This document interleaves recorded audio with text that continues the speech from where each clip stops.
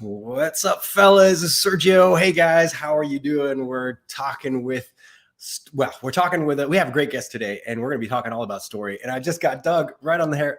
Hey, buddy, let me add you to us. Doug Lovelace, welcome, my friend. How are you? Good to have you. Very well, thanks. Good. Yeah. So we do these story chats every once in a while. I guess I should introduce myself. I'm Sergio Paez. I'm a storyboard artist. And this is Douglas Lovelace. Doug, man, we're so honored to have you, because I should I should mention that you're also part of our mentorship group, our current group that we're doing. And talking a little bit about the new summer group that's been forming. And it's just been so much fun having you on there. So for those of you guys who don't know, what we do is we take a group of artists and we turn them into professional storyboard artists. And Doug is there mentoring people and helping people out. But I guess I should back up a little bit. Doug, thanks for joining and sharing your knowledge here with us. But you've been a storyboard artist and director and actually designer and many other things in the entertainment industry for a long time.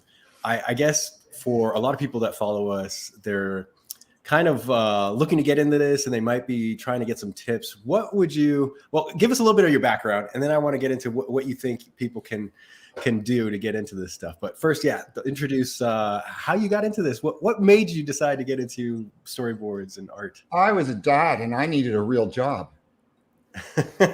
I'm serious. That's a good motivator. First of all, let me say it's an honor for me too to be talking to you, Sergio, and be involved in the mentorship thing. It's really is. All you guys. Thanks, buddy. Yeah.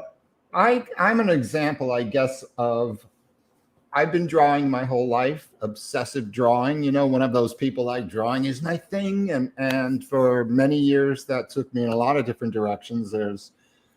There's the artists. I mean, I'm as influenced by artists like Toulouse-Lautrec. And when I think about my drawing and my line, I think that Arthur Rackham, Toulouse-Lautrec, Frank Frazetta, and that whole crew, you know, when I was growing up, I was obsessed with those artists. So anyway, my drawing has always been part of the art life.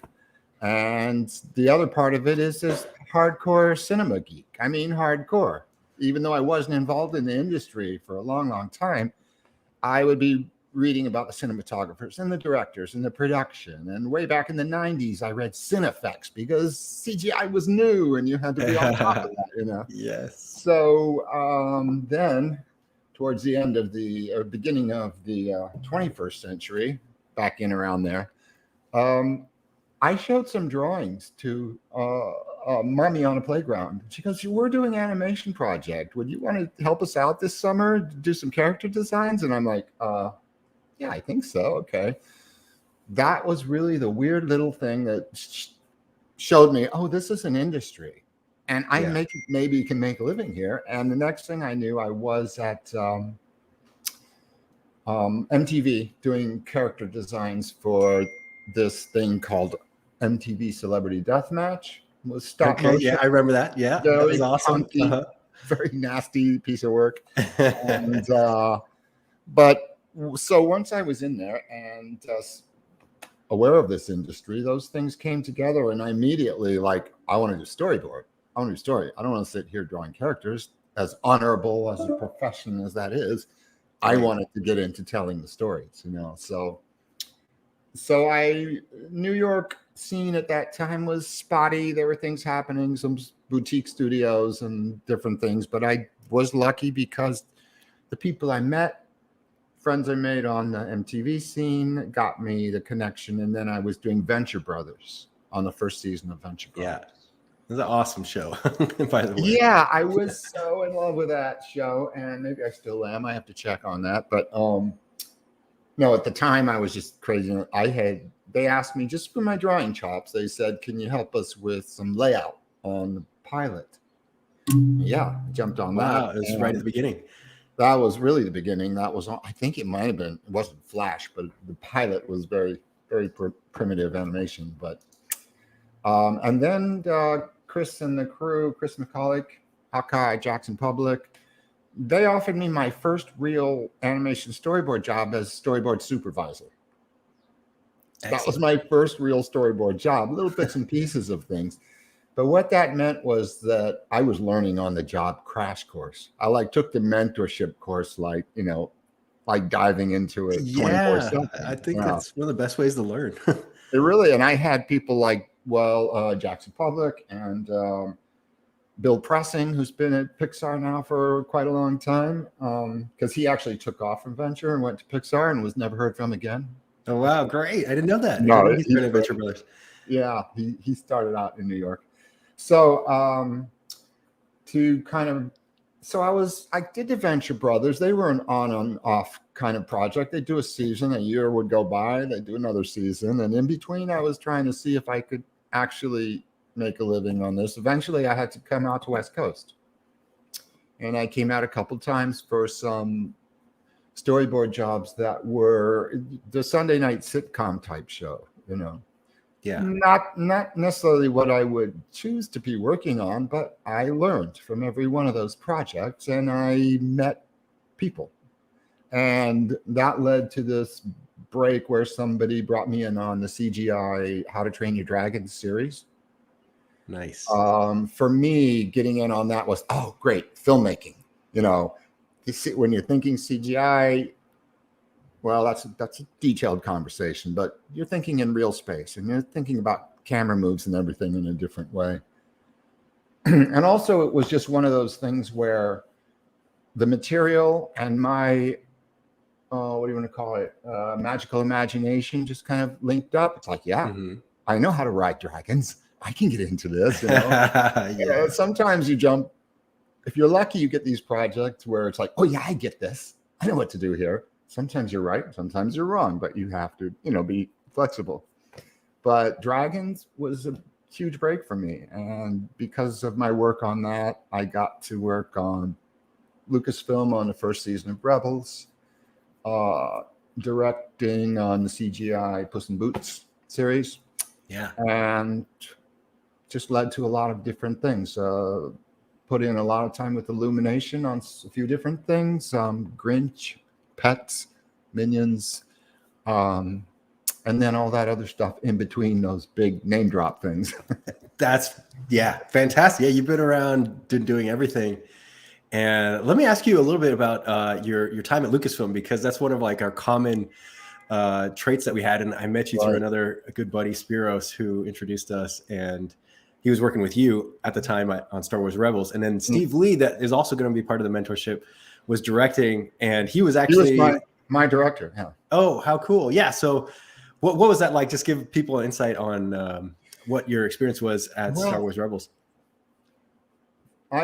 First of all, I think it took me a couple of months for my jaw to like shut. You know, I felt like I was at Hogwarts. And you know, if you've been in Presidio where they are now and you're in those hallways, you're in a magical world. You're surrounded by the last 30 or 40 years of all kinds of cinema. And, you know, you've got raptors over here and you've got matte paintings over there. And it was just amazing. So the other thing about Rebels was it was a 3D.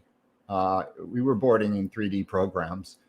The boards were not going directly into the pipeline, which is, again, I think you guys had a different kind of system going for Clone Wars. Yeah. But so people were using whatever. I was using 3D tools in Storyboard Pro. Another artist was, I think that Nate was using Maya, and they also had ZViz, their proprietary 3D boarding thing. But for me, it was like the first 2 months of cursing. You know, it's like, this kind of. But then I learned. You know, I stopped being the slave of the tools, and they sort of became my friends. And so that was an incredible experience working with Lucasfilm. The reason it's strange, but I mean, you know, it's life, and we're individuals, so they say. I mean, San Francisco was expensive, and I did get an offer to direct that Puss in Boots CGI thing. And so after the first season, I went back down to LA for that. But it's interesting too, because the things that I have really loved working on, like Venture Brothers or Dragons or Rebels or Puss in Boots, cinematically, they all function in the same way. You have to be thinking the same basic grammar and principles. And for any of those kinds of shows, they're stylized, they look different, but they are happening in in a three-dimensional world. And so, and they're all basically action character scenarios. So yeah, it all works How together. cool. And actually, you're touching up on one of the things I guess I wanted to get into, which is like a lot of people, when they think of storyboards, they think, oh, well, this is cool. We're going to do some fancy drawing. But, as you get into it, I think you discover there's much more to that. And you just mentioned like the grammar, the film language, understanding cinema. That's one of the pieces. Another thing that we focus on is like networking too, how to navigate the industry and connect with people. But what's your take on the industry now, and what do people need to learn to get into this business? Well, my perspective is also kind of weird because I'm here in New York. Like I said, I saw the whole, migration of New York animation people out to the West Coast because that's where the work was, and maybe is. Things are a little different now because a lot of people are working remote. Some studios are back in house. Some are still, it's different for different projects and studios. The thing is, when I started working with Illumination, unless you're in their core group, which is in Paris, they use artists. That's their business model. They use remote artists from all over the world. Yeah. So I had been working for them for a stretch in LA, and my family's here on the East Coast. And I'm like, well, why am I in LA doing this? Might as well be doing this from there. So that's why I came back East. So what's the industry like now? When I talk to the mentees and people, I'm like, well, my experience is, I say LA, but I know there are centers. There's centers in Toronto, in Vancouver, all over the world. But for me, going to LA meant you're with people, and that there are projects and studios kind of all around you. You meet one person who's on one job, that kind of networking just happens organically. I almost feel like if you get one job, you're in, because you meet people. And those people will go here and those people go there. And that's really how it worked for me. I have never worked on any project where I didn't bond with the team. In-house project, I should say, that's a whole different thing. Yeah. Face to face, you're every day, and not just the work and not just the esprit de corps of we have a deadline, we got to get this thing out. Yeah. But there's also all the other interaction that happens with human beings, So, I never did it. That's a very big part of the scene for me, is that interaction with people and artists and all different kinds of artists.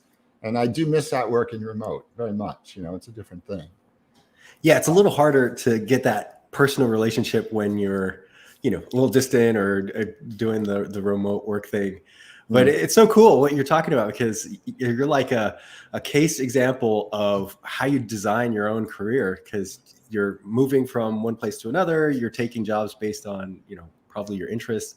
And you've had this like awesome run for really cool projects. And then, I think that to me is inspiring, because hopefully for somebody coming into this and they see like, well, okay, we've all heard that Netflix took a dive and some people are, canceling and moving things around. It's constantly like that.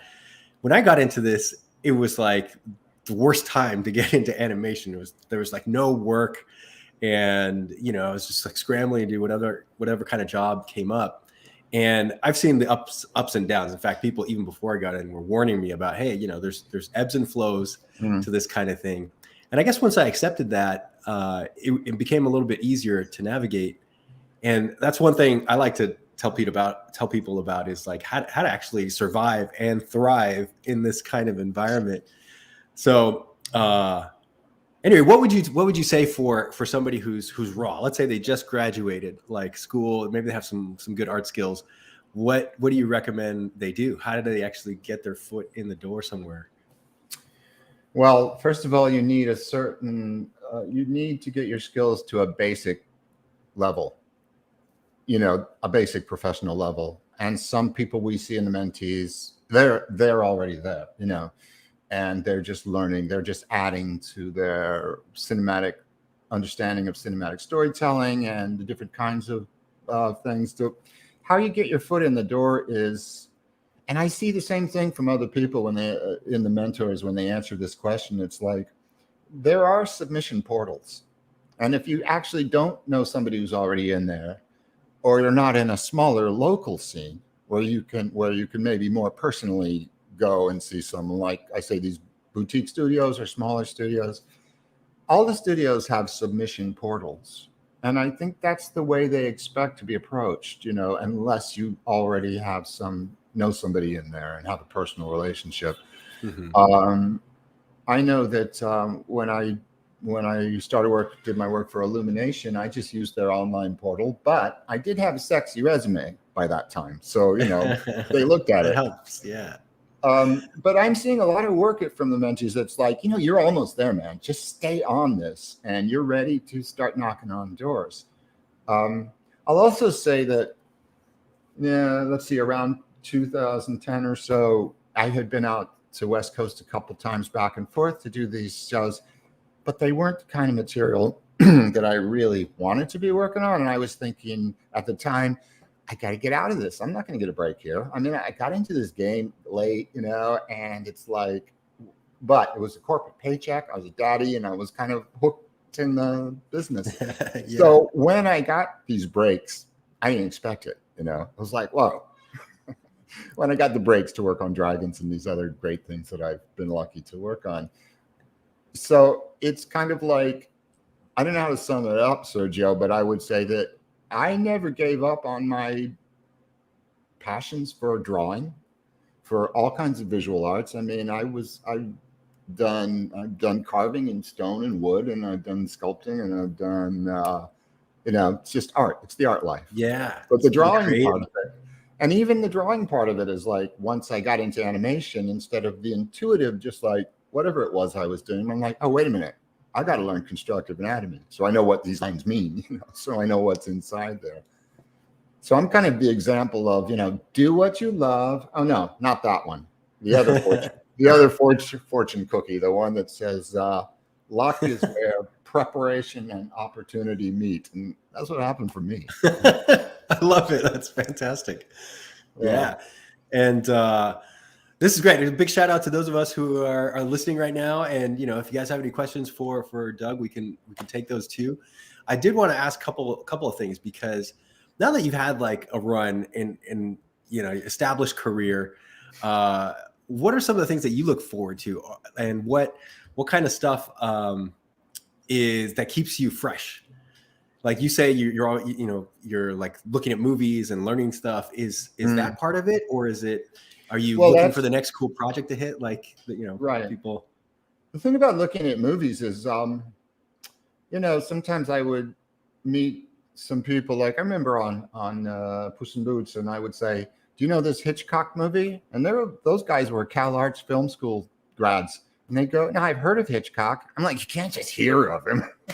You got to go live in those movies, know." And so basically, it's like even in Kurosawa, in his great book, his great autobiography, which every film person should read, he says, if you want to tell stories, you have to read. You have to read. He's really like, read. That's going to inform you on structure and story and all. That was his thing. And I would say, if you're going to tell stories, you've got to watch movies. You got to know movies. And then you watch them and you stop them and you figure out why things work. And I do that all the time, That's just an ongoing thing. It's like, why does that work? And where are they cutting? And what's going on here? So what was the question? Yeah, no, that's awesome. I think that's inspiring. Well, how about we transition from that? And we got a question here from Leifu, I believe it is. Let me bring it up on screen. So how would you go about making a storyboarding career while working a full-time day job? This is like the $1 million question here. A lot of people have this same issue. Yeah. How do you make a transition? What do you think, Doug? Well, again, I would say that I understand that situation very well. And step one is get your skills to a professional level. Because once the professional level just means you have a certain understanding, you have certain basics, you have a certain level of drawing skills. Doesn't have to be super sophisticated, but it has to be clear and it has to communicate. So the first thing is, and that's like one of those things of, how do I learn to play guitar? I have a full-time job. Well, do 10 minutes every day, and in a month and then a year. It's kind of like, if you've got a full-time job, I understand that completely. It takes all your energy. how much energy do you have for creative stuff or, left over? So I would say build your portfolio, build your skills, even if that means a half an hour a day, an hour a day, a couple hours on the weekend, so that you're seeing that progress. As long as you do it every day, you're going to make progress. And maybe you're already there. Maybe you already have a certain level of skills. It's like maybe already there. But that's how you do it. And then you come back to what we were talking about. Start making those submissions and be persistent. Persistent, I mean, don't be annoying, but if you don't hear back, follow up in a month. Let them keep your name in front of them. They'll remember you. They'll forget about you because there's a lot of stuff coming at them, those recruiters. But if you're persistent in a diplomatic way, and if your material is up to a certain level, I really think there are jobs for every one of these people who want to get into. Every one of you who want to get into it, there's a job there for you right now. I say the same thing. That's great. You think that? It's you just look around. There's so much stuff going on, way more than when I first got into the industry. That's why to me it's actually still a good time. To do stuff. And like you're saying, it's not only just storyboard jobs. There's like production jobs and producers, directors, writers, modelers, everything, right? Mm-hmm. And I always say this: I'm very partial to story. If those guys don't, if you're doing any of those disciplines and you don't know about story, you're at a disadvantage because everybody's working to create a visual story. So this is why I say this is my 2 cents for the story department. Learn your storytelling skills, because that is what's going to make everything better. Also, what you said, I saw PAs at DreamWorks, and now they're storyboard artists on feature. Yeah, they got into the scene. They got along, they had a good time with the crew. That's really important. Just be a good person. And this person was doing their own cartoons, and then I look a couple years later, now they're doing boards. So yeah. Yeah, and so just to follow up with Lafuhucha, I have a couple of I hope I'm pronouncing your name correctly. Sorry if I'm butchering that. Is a couple of suggestions too. Like transitioning from your full-time job is one, you got to find the time. And so figure out, just track it for a week, what you do in a week. Just be practical about it. How much are you watching Netflix? How much are you on your phone? How much are you answering email that you can just do aside? Can you automate anything? Can you automate your groceries? That'll give you an hour that you don't have to go to the grocery store, maybe, right? I'm just coming up with suggestions. So you take that time and you're going to apply that to learning the right things. That's another suggestion I give you, which is find out the correct information to learn so you're not wasting your time and floundering. Learn from the right people, those who actually know what they're doing and have done this before and can show you the ropes, which is so super important. And third, network, and that's kind of the same thing that you were going to say, or you've already said, Doug, which is how you apply and the way that you get your skills to the right level. So anyway, it's just to echo a little bit about that, but keep it up. It is possible. So if you guys are getting overwhelmed, no, I'm working, I can't do anything else, there's always a way, and you just gotta reverse engineer that. Also, I mean, like I say, I'm not as old as Methuselah, but I'm close. The thing is, for me, I didn't get into this industry until, I didn't jump out of college and immediately start pursuing this career or this industry. It was, like I say, the skills and my interests that opened those doors for me when they did, So also I say, I ask people, ideally, what would you be working on? What style, what show, what project, do you know what you really want? And then focus in that direction. Look at that stuff, see what's involved in those.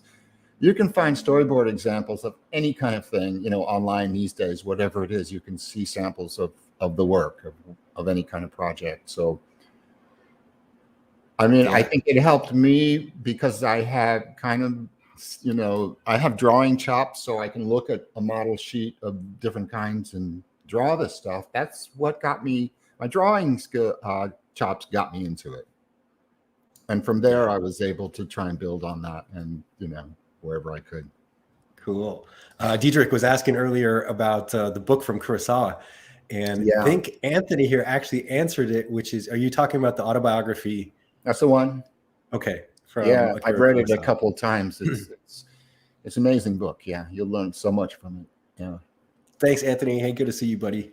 Nice to Hey, have you on here. So, yeah, you know, I think for a lot of people, this might seem like just this overwhelming dream of like, well, I'm going to work in movies. I'm going to work on a show that I like. I'm going to be an artist and get paid for doing what what I love to do. But they, if they haven't, like, if they don't have like a big brother or what mentor, that's why we call our program one, the mentorship, to help guide people, then they could be lost. But I always say, I put the positive spin on it. I know, really, literally hundreds of people that this is their full-time thing, right? Just artists and friends and everybody that we all work in this industry, and we're getting paid and we're doing what we love, creating something cool. And there's many different versions. You can somewhat design it that way, but it is possible. So that's just something I just want to mention. Because, right? Oh, go ahead. well, no, on that, Sergio, it's like, this is one of the fun parts of working in showbiz. The people who don't work in showbiz do think that there's something mystical and magical about it. You work on a TV show, and it's like, once you're in there, it's like, yeah, it's a job. A lot of people do it. They have janitors and directors and all kinds of stuff. Yeah. But I mean, I love that I got to work on Star Wars, because people go, you do what, huh? And I go, well, I worked on Star Wars. They're like, oh, Star Wars. Yeah. It's like, but no, it's amazing. And you meet artists, you're working with creative people, and everybody's got their own things. And it's really worth breaking into. Anyone, you'll break into it, you guys, you will. Yeah. I have a lot of analogies. I sum it up to like doing music or doing sports. If you want to get good at anything, you have to well, this actually, let me bring this up. Paul, hey buddy, good that you could join us here. He says, you got to put the time into what you're doing to try to accomplish. Even when you're working full-time in another career, there's always time. Snuck into this live chat before heading out to work. All right, great. Thanks, Paul. I couldn't agree more. It's, if you really want it, right? If you really want to do something, you want to be creative and express yourself and want to get good at it, you have to practice. And I think some people, correct me if I'm wrong here, Doug, but they might think that, oh, it's like you're saying, oh, it's so mystical, and drawing is, wow, you're so gifted at doing that. You're born with that kind of stuff.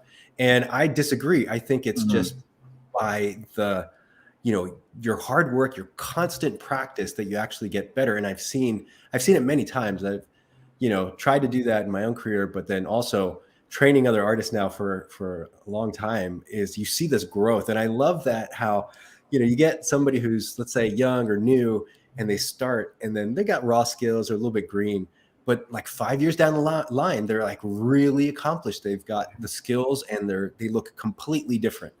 And a lot of these people, I've been friends with for a long time, and I see their careers explode. They're now story artists at the big studios and directing and things like that. And I remember when, we were all young and green. So it's fantastic. Can happen. And I also say, like, it's easy to tell somebody like, well, learn constructive anatomy, but I usually add, okay, like, are you really interested in learning constructive anatomy? Do you love looking at artwork and copying, learning, absorbing? It's like, if you love it, then it's not work. Yeah. If you really have a calling for it, whatever it is, stylistically or whatever your thing is. If you don't love it, because I say, if you don't like it, if you think it's like pulling teeth or something, then maybe you should be looking into a different part of the pipeline or something. You know what I mean? Yeah. That's it's individual. Yeah. It's kind of what we try to inject in people in the mentorship program. So I'd be a little amiss if we only have a couple minutes left. And I just want to ask you, since we got you hooked into to our mentorship program, again, this is one where we take people for a full year, and we send them through story exercises, and we have like bi-weekly updates where we get together as a group and we chat about their work and different parts of different topics in the industry and for art in general. Doug was joining up with the current group for the 2021-22 mentorship. And so I guess I wanted to get your take on it. What's been your experience so far? What do you think you've seen, or some things that have worked, or maybe suggestions for others? Well, I love artists, and I love people who have desire, and nobody would be in this mental program. And what do you call it? Mental? mentor program if they didn't have that desire. I mean, they're paying to be in this program. So obviously everybody wants to learn, and there's very positive energy from everyone I've worked with. So I'm enjoying it a lot, you know, and if I can help anybody improve their skills and move forward and feel like this is worth doing, then I'm having a great time, and it's a real honor to be part of it. Yeah, thanks, buddy. That's so awesome to have you. Yeah, if you guys want to learn from a juggernaut like Doug, you know, I recommend. I got 2 links I can put up on screen. One is an intro course that we're doing right now. You may not know about this one, Doug, but we're getting people excited about storyboards, and this is one that's totally free and it's still ongoing. And if you guys haven't checked it out, this is something you probably want to do to get into. And not only that, I'll do the second link. This is the mentorship if you want to actually sign up for that, which is bit.ly mentorship summer 2022, which is the registration is open now, and it's closing in July. So there's still time, but you guys want to jump on that. So I'll flash them again, intro to storyboarding. And the other thing I could point people to, of course, if you follow us, you know, subscribe and follow us and do all the necessary things on social, but then come to our website, go to storyboardart.org and find that stuff there. Yeah. So how do people find you, Doug? What they Google my name, unless they're mentally impaired. They Google my name, and 10 seconds later, they're emailing me. Awesome. I mean, I'm out there. I got 3 websites, and if you just Google my name, you either get me or the military historian. But I'm usually above him in the all places. So it's easy to get in touch with me and shoot me an email. You can find it off of I got a couple of websites out there, and they're easy to find. Yeah. Great. Yeah. Everybody go check Doug's stuff out, follow him, and give him a like and a share and all that good stuff on his platform. I don't think my platform has any likes. It's just there. All right. Well, good. Okay. Just spread the good word. Doug, hey man, thank you so much for joining us. I'm gonna hang out a little bit. I'm gonna play a trailer, and then that'll end the stream. But hang out, and we can chat a little bit after it's all done. Thanks, Sergio. All right. Thanks, guys. Thanks for joining us. Talk to you soon. See ya. The mentorship experience has been the best learning experience that I've ever had about story. It was a game changer. It sort of felt like it's been an extension of my schooling experience. I think the consistency of work, the challenge of the assignments. This entire system that you have going, it is so perfect for the time we are in. Right evolution of the formula of online schooling.